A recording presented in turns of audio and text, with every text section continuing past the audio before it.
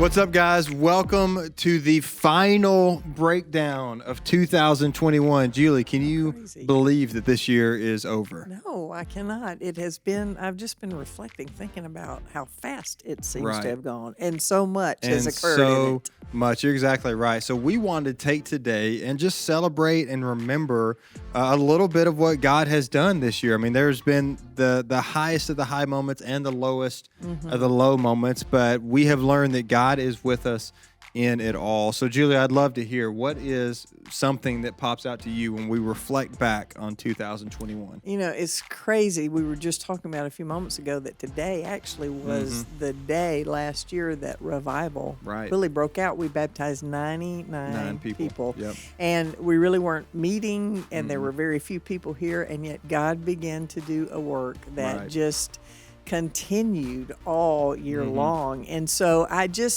there are so many of those images in that, but I remember that very first day, Andrew, and Pastor Robby had prayed and had really asked the Lord for 100, and that ended up happening later in that day. But as person after person, and to see them come out of the water, and we're talking all ages. That was astounding to me, and how excited they were, because it was obvious that God had moved in their life, and they were so excited. No, you're exactly right. I will never forget December 20th, 2000. I guess it was 2020 then. We were just about to go in 2021.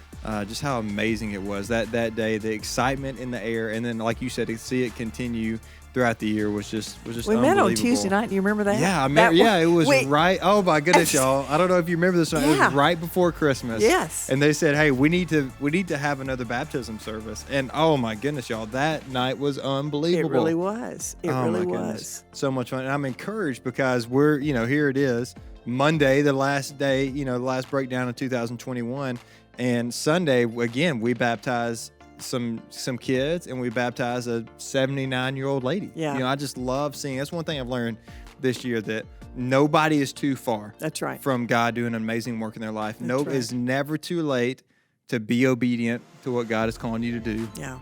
I think that's one thing that God's taught me this year. Yes. Is obedience is key. Yeah, I agree with you wholeheartedly, and I think that the people who were baptized, so many testimonies came from people who said, you know what, I was baptized as a kid, and I didn't know what or understand what I was doing, and then I know now, and I've got to do this. And there was just that sense of urgency.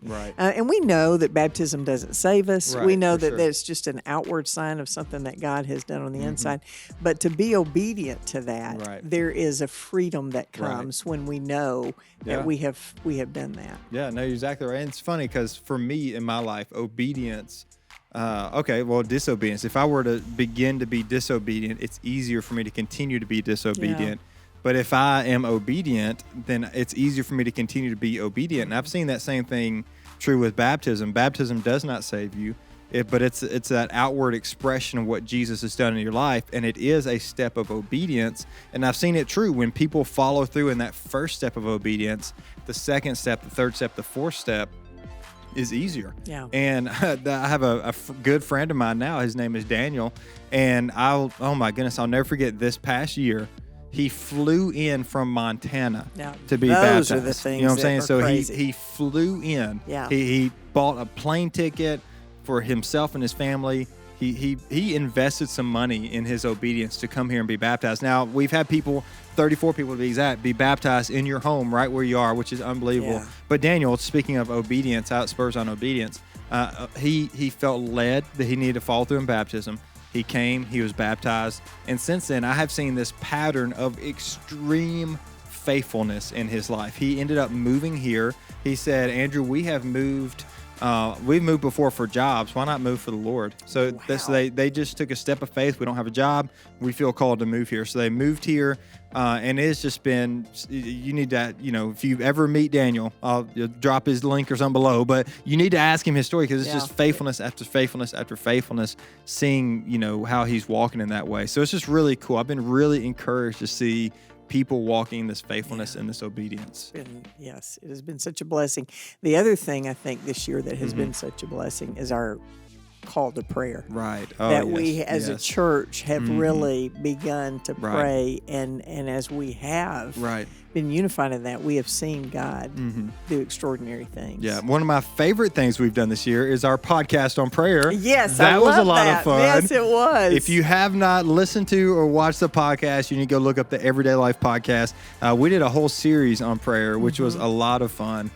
Julie, myself, Andy, and Brooke. That was a blast. But I'd say prayer this year for me has been different than anything else I've ever experienced in my life. It started the beginning of the year. We started off with 21 days of devotion, which was prayer and fasting, and it completely changed my life. It did. Yeah. There's no sweeter time that I had this entire year than that time in my closet, on my face, alone with the Lord. I mean, and it changed everything about me. I'm excited to do it again, as we kick off 2022. Yeah, absolutely. And it began a pattern for you, didn't it? Yeah. It was really exciting. There have been great times. Right. There's been hard times, but there have been really hard times, too. And certainly we as a staff walked through Chris Swain's death in the midst of all of that. And, boy, we went from the highest of highs to the lowest of lows. And as Andrew said at the beginning, watching God work and move and draw us, I think, as a staff together, even during that time, has been a beautiful thing as well. But Pastor talked about yesterday, just that with pain and suffering, that God knows all of that. It's not, he's not out there somewhere confused or wondering what went on, but God knows. And so even those times in our lives are times where he is wanting us to lean into him. Yeah, I mean, moments like that we have experienced this year, not just as a staff, but as a church body, man, those are things that often I don't want to repeat. I would never want to repeat those things, but man, I have learned so much through it. Like there's so many truths that I have taught people. And we've spoken about how God is faithful and God is our refuge and God never leaves us. And then to walk through a trial and to experience it, it's just a whole nother thing. But I've learned that what we know to be true about God in the good times is still true of God when you can't see it. That's right. And when you can't feel it. And he's still faithful. He still loves us. Yeah, I was telling my daughter the other day, I said, this time last year, we had no clue what was going to take place in 2021. And here we are on the verge, if the Lord tarries, a whole new year. So we don't have a clue what's going to take place in 2022. But I think the beauty is what we have experienced this year. Right. Do it again, Lord. Right, let's go. We want to see you do it again, and we know what it took. Yeah. We know the prayer. We know, being on our face in obedience, and those were things that were important then. Right. It's still important in 2022. Yeah, you're right. Okay, so one thing, I may end with this, that Pastor, I heard him say multiple times in our D group from stage, is that you have as much as God as you want. You have as much as God as you want. That's one huge thing I've learned this year, and I want to encourage myself, and I want to encourage you. And what is our hunger for the Lord? What can that look like in 2022?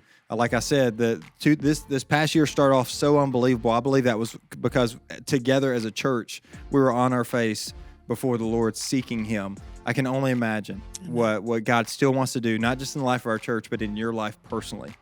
God wants to do something amazing in your life personally if you will surrender to him, if you will seek him, if you will allow him to do something in your life. So I'm excited because in just a couple of days, we're going to kick off 21 days of devotion again. And I'm ready. Julie, I don't know about you, but I'm ready for that. Too. Yeah. It's going to be a great year. And this week, as you celebrate Christmas and look forward to that, that's, again, a hard time for some folks. So just know we're praying for you and that we care about you. We're going to be together on Christmas Eve as a church family. Come join us for that. And then in 2 weeks. Yeah, let's go. Okay, so listen, mark your calendars. January 9th is when we start the 21 days of devotion throughout the end of January. So January 9th, be looking out for that. Julie, man, this is it for 2021. Wow, crazy. Thank you for joining us on The Breakdown, and Merry Christmas.